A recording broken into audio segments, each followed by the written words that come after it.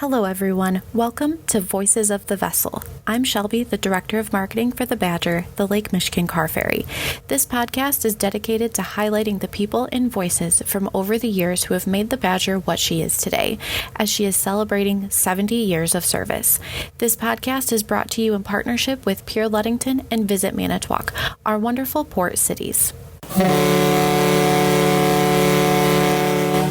Thank you so much for joining us today. I am very excited and very honored to include our Senior Chief Engineer, Kevin Diedrich, on today's episode to talk about his time at Lake Michigan Car Ferry and to learn more about him and his role of how he keeps our ship running. So thank you, Kevin, for joining us today. Thank you. It's very good to be here. You're very welcome. And so let's talk a little bit about, your time with the company, your title, kind of how you got started here at Lake Michigan Car Ferry. Well, actually, I started out, it was, oddly enough, the Badger was my last choice. I tried to get with Columbia at the time, but they were looking for QMed, and I had my QMed endorsements. So I applied and was given offered a job, but the chief engineer at the time, Charles Cart, I have to give him credit because I was a millwright at the time, and I had over 20 years in the company I was working at, and he didn't want me to shoot myself in the foot, as he put it, in case I didn't like sailing. So what he did, he gave me an option to work a weekend fill-in. To give guys a break on down the engine room. And I did that for 2 seasons, and then I decided to come on full time in the year of 2003. Wonderful. So that's how it basically started. Because now, can you just mention for the people that may not know, what is a QMed? A qualified member of the engineering department. And that is to be the oilers, the water tenders, the junior engineers, and that's about, and the firemen. And from what I understand, that is like a certification that you have to go and achieve. It's not Correct. Something that they just hand out. Right. Wonderful. And I've got my QMed because I was in the Coast Guard prior to. So I had the sailing days required to get the QMed, and all I had to do is take the exams. Good for you. No, that's awesome. And I think it's really, interesting to know what some of these credentials are and know that we have very skilled people a part of our crew. And So with that said, you worked your way up to Senior Chief Engineer, correct? I started out actually as a coal passer. Even though I had a QMed endorsement, I was required to know every job down there because I was a weekend relief. So I started out with coal passing, and yes, I worked my way up from there. From what I understand, from what I've been told, I am the only person who has worked every operation down the engine room since the railroad. The last chief engineer when the railroad owned it was the last person to have done that. I did not know that. That is awesome. I mean, that's something obviously to be very proud of, but something I think that really lends to your achievements is that you do understand everything and what every person of the crew, or I should say engine room, does. And how many people are a part of the engine room portion of We have about 17. Which is a good number of crew. And I especially can appreciate all that you guys do. And, obviously you keep the ship running. So you do a great job down in the engine room. And it's just awesome to have you part of the crew. What I think is really cool, too, is that you're from Manitowoc. Yes. And born and raised. And so what's your favorite thing about Manitowoc? I can't really say anything specifically. It's home. I like the maritime heritage of it. It's a good, clean, quiet town. I'd have to agree. Growing up in Ludington, I mean, I love Ludington, but Manitowoc definitely has a special place in my heart. And what 2 great port cities we have. But I feel that Manitowoc really has some of the nicest people that once I learned you were from Manitowoc, I'm like, that makes sense. I see that. Well, thank you. You're welcome. So what was some of your first memories or interactions with the car ferries? Because as a kid, did you ever think you would become Senior Chief Engineer of the Badger one day? No, not at all. My first memories of the car ferry was actually through my sister. My sister had a love for the car ferries. She used to go down the lake and draw them. Her Oh, favorite cool. one was the Viking. Mm. And so during the summertime, my sister and I, we would go over and cut our grandfather's and grandmother's lawn. And then from there, we would ride our bikes down to the car ferry dock and watch the car ferries come in, unload and load up. So that was my first, I guess, interaction with the car ferry. We did that for several summers, and then just kind of fell away. And then years later, as I got older, when I was like 18, I remember the Badger coming in, as well as the Pure or the Midland, City of Midland, coming in, Mm-hmm. and just never thought anything of it. Just it was a ship that came in, and I went into the Coast Guard and I got out. I never ever thought I would ever work on the Badger or be associated with it or the car ferries at all. Funny how life changes like that, isn't it? Yeah, it is. For sure. And so, how did you kind of decide to go the Coast Guard route? Did that kind of foster your appreciation for the Great Lakes? Well, I always liked ships. And one thing about the Coast Guard I liked was the search and rescue part of it. It seemed like an exciting service. I actually joined the service because I had been laid off, and at the time, that was in the early '80s. The economy wasn't all that well. So I went into decided to go into the Coast Guard and try that. And my biggest regret in life is not making a career out of it. I really enjoyed the Coast Guard. Yeah. But when you're young and not too smart, you make decisions that affect you for the rest of your life. And that's what I wish I would have made a career out of. And I can understand and appreciate that, but I know I can say, and I know a lot of our crew can say, that we're glad that you're at the Badger and that you lend your time and talents to us.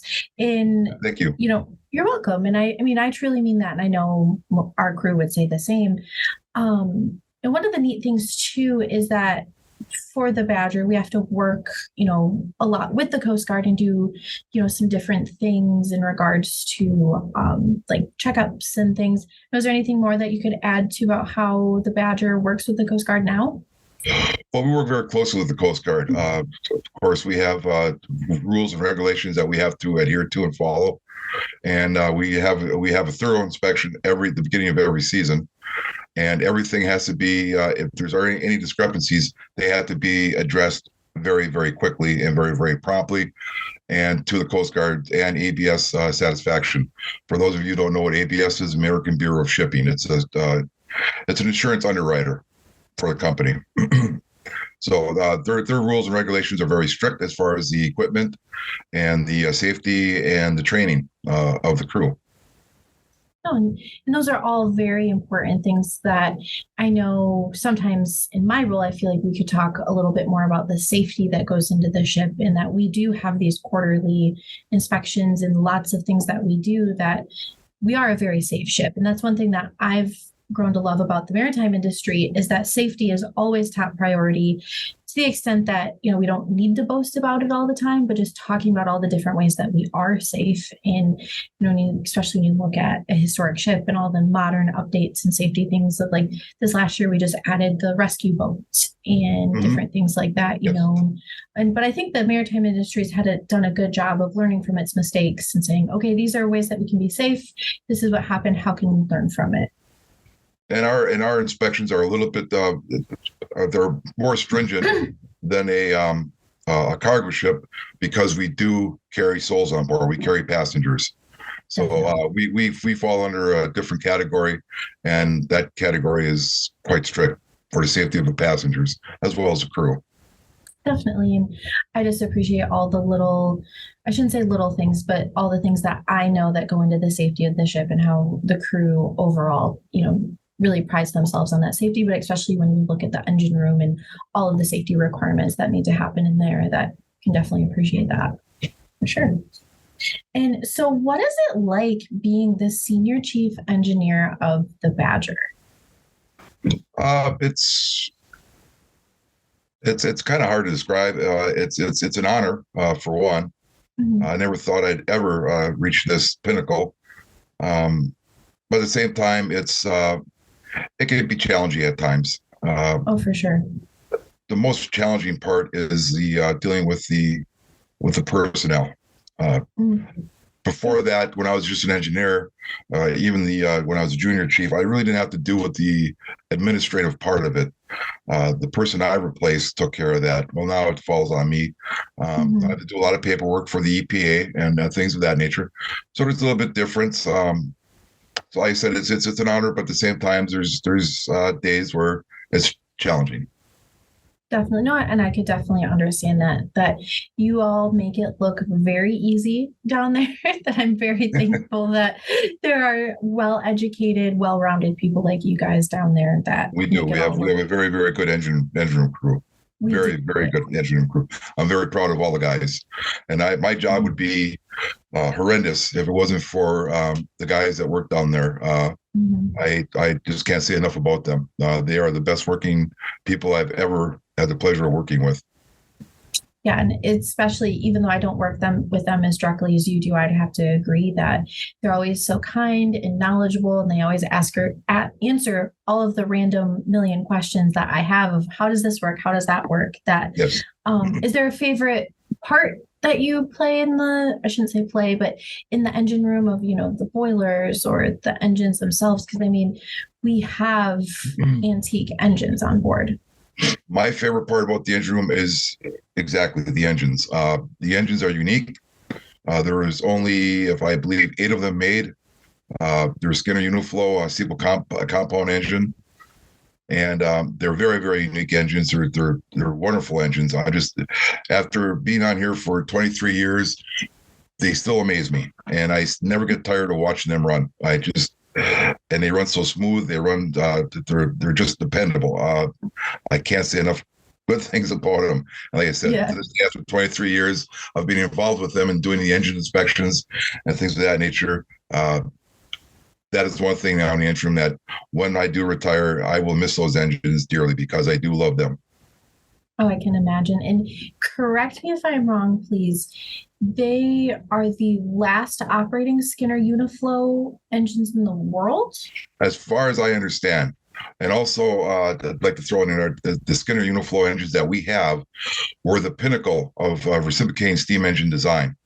After that, they started going to turbines. So, in other words, the engines that we have on the Badger were the best reciprocating steam engines the world had ever seen. Wow. And that's amazing. And I know that there's so many intricacies and wonderful things about them. I didn't realize that they were, that I mean, I can understand that they were top of the line when they were built, but I know back in 1996, we won the American Society of Mechanical Engineers landmark for them. Yes. And I think it's amazing to think about in 1996, the high regards they got. And here we are in 2023, still talking about them, but touting them is from what I understand as well. Because I mean, I love my job. I love what I do, but I will never pretend that I'm an engineer because you guys, like I said, have taught me so much along the way. But with these engines, they're fairly authentic to 1953, if I understand correctly. Yes, basically the technology, a lot of the technology down in the engine room is 1940s technology. Wow. Okay.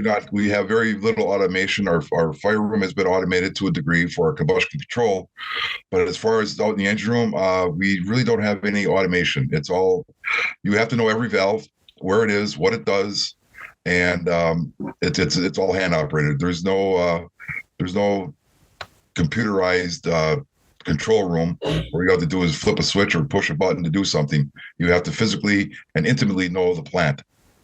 Oh, definitely. And I will, like I said, I am just so amazed at everything you guys do in the engine room and on the ship that could you talk a little bit more about some of the credentials that you currently hold to be senior chief engineer? Yeah, I hold the chief engineer unlimited horsepower of steam, motor, and gas turbine vessels. I also hold certificates for refrigeration and air conditioning, as well as asbestos and lead paint removal. So those are the primary ones I hold. Wow, that's amazing. And I think it's so cool, just look at how much time and attention to detail all of our officers, and engineers, but just all the intricacies that you bring to the boat and the things that you're able to do yourself. That I think it's a great testament to the dedication that our crew has. That I have to extend thanks that all the whole engine crew, especially that they come to work every day excited to work and excited to be around these engines, but really dedicate your life to what you do, because that's a lot of knowledge that you carry to work on this by hand. I think that's Yeah, I'm amazing. not the only one that has, all of them down there are required to have certain certificates and endorsements for their job, and they all do. And like I said, there's a very, very knowledgeable crew down there, and a great bunch of guys to work with. And I got my job. I can't say enough. My job would be horrendous without them. Oh, for sure. I wouldn't be able to do my job without them. No, and it's definitely a great crew, and glad that you're a part of it, but that you have a great crew overall. And so we talked a little bit about what's like being the senior chief engineer in Manitowoc and all those things. But what's your favorite thing about the Badger? Again, the engines. Just the engines are amazing to me. To look at these things and how well they run, and how well they're designed, and know that somebody did that with a slide rule and a piece of paper and a pencil without the aid of computer-aided drafting is just amazing to me. I know, and it's amazing to think of. She was built in a time before computers, like you said, and here we are 70 years still sailing. I mean, a lot in thanks to the TLC that the crew has put into her over the years, but really she has really stood the test of time. Oh, she has, and the engines have performed flawlessly. We've had problems with them over the past, in the past, like anything that's mechanical, you will have problems, but for the most part, those engines have answer the call every time we get a bell. They answer it, and they give us very, very little trouble. Oh, indeed. And then especially what I think is amazing is that if there is any mechanical issues, you guys are able to figure it out in almost like no time, it seems like. I think that is very impressive too, to note that you guys know exactly this happened, this is where we need to go and fix it. Yes, and what the thing is, there again, it's a tribute to the designers of the engines, because the engines are really, if you look at them and see how they operate, I don't want to say they're simplistic, but they're not overly complicated. They're easy to work on. Oh, that's awesome. And also, for someone who's never been in the engine room before, can you talk about the sheer size of the engine itself, like how tall they are? From the bottom of the crankcase to the top of the HP cylinder, it would be about 24 feet. So it's crazy to think of, 24 feet high engine, and here we still have people today working on them. Like that's not something you hear of all the time. The engines take up about 2.5 stories. Yeah, and they're beautiful. It's something that I will always, want to learn more about and gravitate towards. That. I just think it's amazing to still see them in operation today, for sure. Yep. Same here. I love watching them run. Yeah, it's so cool. And so what I think is really interesting too about the maritime industry is that every 5 years, per the U.S. Coast Guard, all ships go to a dry dock process. And I know that you spent some time here in 2021 when the Badger went back to what was the Christie Corporation, where she was built, and now Fincantieri Bay Shipbuilding Company. Can you talk a little bit about what that dry dock process included? It includes a thorough hull inspection, about a stern. We have to pull the propellers off, and they have to check the taper of the propeller shaft and the stern tube bearings, which is the stern tube bearings, for those that aren't familiar with them, are the bearings that go through the hull, actually, for the propeller shaft, where the propeller shaft goes through the hull. So both screws are taken off. The screws are inspected. And if there's any repairs that have to be done to them, they are done. They're inspected by the Coast Guard. The stern tube bearings have to be inspected and checked, as well as the taper and the keyway on the end of the propeller shaft itself. where the screw actually fits onto the end of the propeller shaft. Those are the main things that they look at, and then of course they go through everything else inside the boat, particularly everything that's underwater. Yep. All piping is inspected. Of course, we always have a list of our own that we want to have done that can only be done when the ship is out of the water. Most of that is piping below the water line that is directly associated with the outside of the ship. In fact, in 2016, we had our main sea loop replaced because it was showing signs of corrosion, and it was something that we didn't want to have us give us a problem during the season, obviously. Right. So that was all replaced, and that's what we do every dry dock. We inspect all the piping ourselves, and we sit there and say, okay, this is what we want to replace because it's directly associated or connected to the sea, and we want to be safe. Well, and I think that's a great, way of that. You work with the ship so intimately, yet seeing and knowing like, okay, she's going to be at dry dock. We can have that fixed then, so it's proper, and then it doesn't give us problems in the future. But I think it's also too that the Badger has the spirit about her. I feel like where she, just has this bright future ahead of her, and that people want to continue that spirit on. And I think a lot of the projects that you do in the engine room kind of add to that of how, with the 70-year, we can take a moment to pause, look at her future, but be a part of projects of saying, how can we continue her bright future? Indeed. And so when you were at dry dock, did you get to see any of that painting process of how they sandblasted and repainted the hull? Yeah, a little bit, yes. And what I thought was neat too is that, with the marine grade paint, that it has, from what I understand, has an epoxy mixed in to protect her hull over time. Yep. And I don't know if previous paints, if that's how all the paint has ever been, but I think what a neat visual testament to the Badger's future.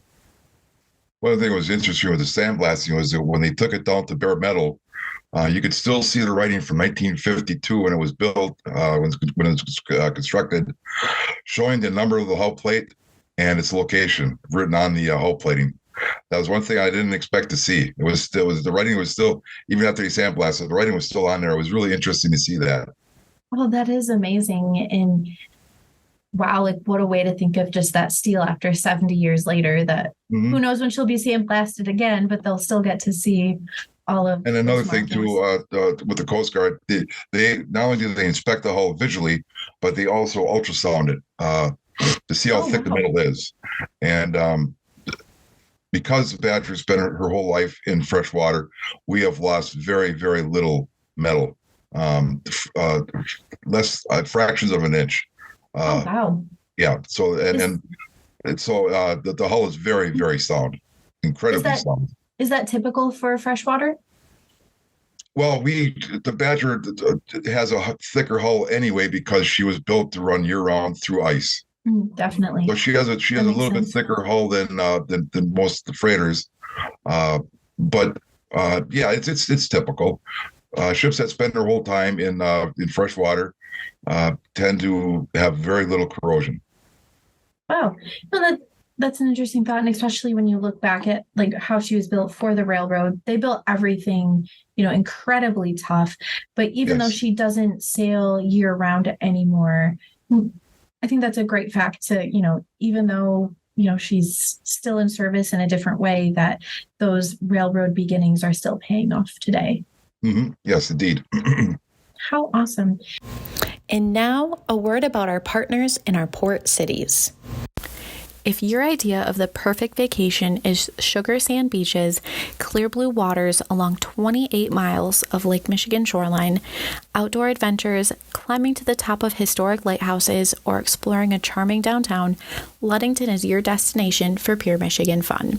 Ludington's unspoiled natural resources offer the quintessential up-north experience, all within easy reach, located at the intersection of US 31 and US 10.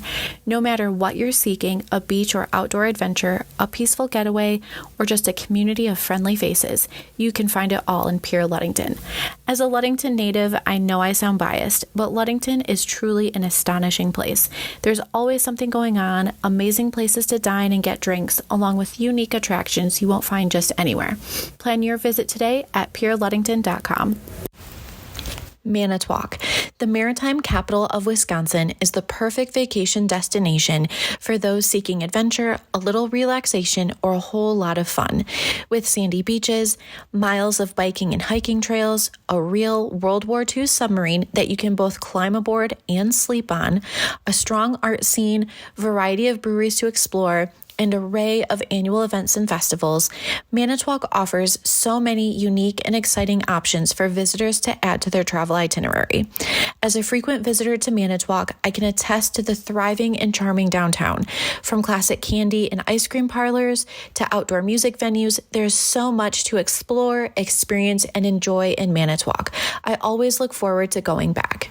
Start planning your getaway to Manitowoc, Wisconsin at visitmanitowoc.com. One question to ask you that we sort of touched on a little bit earlier, that with all the different car ferries that, sailed in and out of Ludington and Manitowoc and the Great Lakes, did you ever have a favorite car ferry or favorite ship? No, I never really, to be honest with you, it may sound strange, I never gave the car ferries much of a thought. I enjoyed watching them come in when I was a child with my sister down there. It was neat watching them come in and unload the rail cars. I don't know if I was more interested in the ship or the train cars, but otherwise, as I got older, no, it's just I never really had a favorite ship, or I never really gave them much thought. And funny how life turns out. No, that's very valid. And I love how you say, what was more interesting, the car ferry or the railroad cars? So especially now today, when I'm talking to passengers, people are amazed to know, like, we can carry semis or motor coaches. And it's like, well, that's nothing compared to a rail car. And basically, if it can roll down the highway, we can carry it. And what people might find interesting as well is that even if we're fully loaded with oversized equipment or vehicles, we carry a fraction of the weight that the Badger used to carry when she hauled rail cars. Yes. Just a fraction of the weight. Which is so fascinating, because especially you tell people, like, it's a ship, it has to have a weight restriction, that really it's more of a width constriction and fitting on the car deck versus weight. Mm-hmm.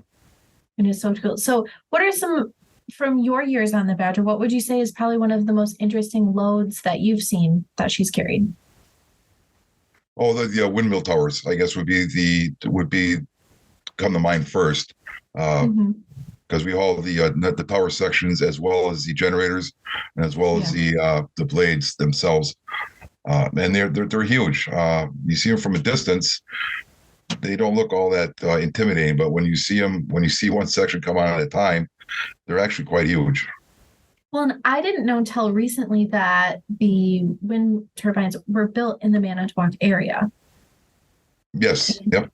What just a cool, way that the Badgers help connect the two communities and servicing each other, that from what I've been told, it's like inches apart. That I've seen some generators come off and such, but crazy to think about mere inches that they just get them on there. Like, how crazy is that? Yep. That's awesome. Yep. And then, so with the Badgers celebrating 70 years of service in 2023, how does it feel to be a part of that legacy? It's an honor. It really has to be an honor to be on it and be part of it. Considering that I don't really have that many years left, it's good to see that. And when I came on, we were celebrating the 50th. Shortly after, I think it was 30 years after I was on here, we celebrated the 50th anniversary. So to be part of the 50th and the 70th, it's unique, and it's an honor. No, that's awesome, and glad to have you be a part of the crew and just appreciate all that you do, and how cool that you've got to kind of celebrate all these milestones, but make sure that she has a bright future to keep celebrating these milestones. I think the Badger will sail for many, many, many years. She's structurally sound. The engines are in good shape. The boilers are in good shape. She's got a long life ahead of her. Indeed, she does. And just have to thank you again, Kevin, and your team down in the engine room for all that you do to keep her going, because we appreciate it. There's thousands of people out there who are already waiting to sail this year in 2023 and beyond. That thank you for all that you do. Well, thank you. It's my pleasure, my honor.